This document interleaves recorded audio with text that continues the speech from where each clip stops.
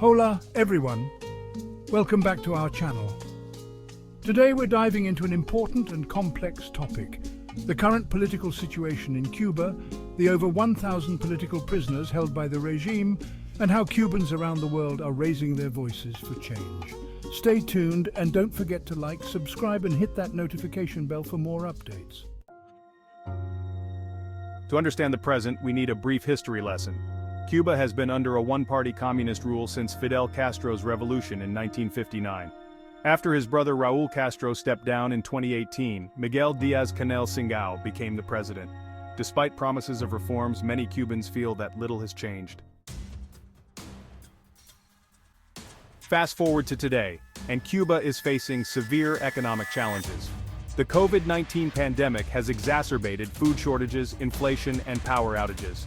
On July 11, 2021, thousands of Cubans took to the streets in unprecedented protests, demanding freedom, better living conditions, and an end to the decades-long regime. The government responded with a crackdown. Many protesters were arrested and internet access was restricted. The international community has watched closely, with varying responses from different countries. One of the most disturbing aspects of Cuba's current situation is the number of political prisoners. Over 1,000 people have been detained for speaking out against the government. These prisoners include activists, journalists, and ordinary citizens who simply demanded their rights. Human rights organizations have documented numerous cases of arbitrary detention, unfair trials, and inhumane conditions. Families of these prisoners are often left in the dark, with little information about their loved ones' whereabouts or well-being. The Cuban regime maintains tight control over the country through a combination of surveillance, censorship, and intimidation. Independent media is virtually non-existent, with the state controlling most information sources. Internet blackouts are common during periods of unrest, aimed at stifling communication and organization among dissidents. Despite these challenges, Cubans continue to find ways to share their stories and connect with the outside world. Social media has become a crucial tool in bypassing state censorship and raising awareness about the regime's oppressive tactics. One of the most glaring issues fueling the unrest is the rampant corruption among Cuba's elite.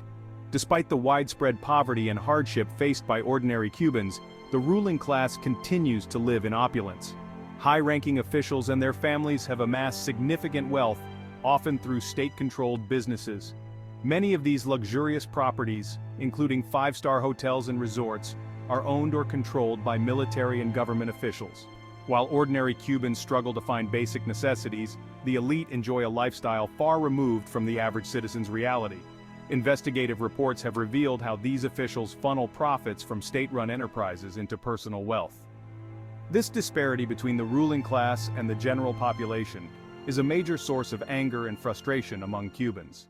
While these protests have been significant, what's equally inspiring is the support from Cubans living abroad. The Cuban diaspora, particularly in the United States, Spain, Germany, Norway, and other countries, has been vocal and active. Social media has been a powerful tool. Hashtags like #SOSCuba have trended worldwide, drawing attention to the plight of Cubans. Influential figures and ordinary citizens alike are using platforms like Twitter, Instagram, YouTube, and Facebook to amplify their message. From organizing protests and rallies to crowdfunding and advocacy, the diaspora is playing a crucial role in keeping the momentum alive. They are not just raising awareness, but also providing tangible support to those on the island. So, what can you do to help? Here are a few ways. 1. Stay informed. Follow reliable news sources to keep up with the situation. 2. Spread awareness. Use social media to share information and support the Cuban people. 3.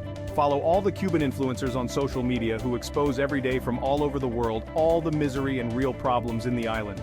4.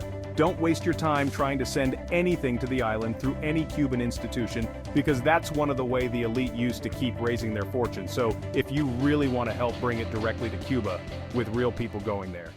The Cuban people have shown incredible courage in the face of adversity. Both on the island and abroad, their voices are growing louder, demanding the change they deserve. Let's stand in solidarity with them and continue to amplify their message. Thank you for watching. If you found this video informative, please give it a thumbs up, subscribe, and share it with your friends. In the next video, we will cover the massive amount of Cubans that are immigrating from Cuba to escape this poverty. So watch for our next video. Together we can make a difference. Viva Cuba libre de comunismo. SOS Cuba. Patria e vida. See you in the next video. Hasta luego.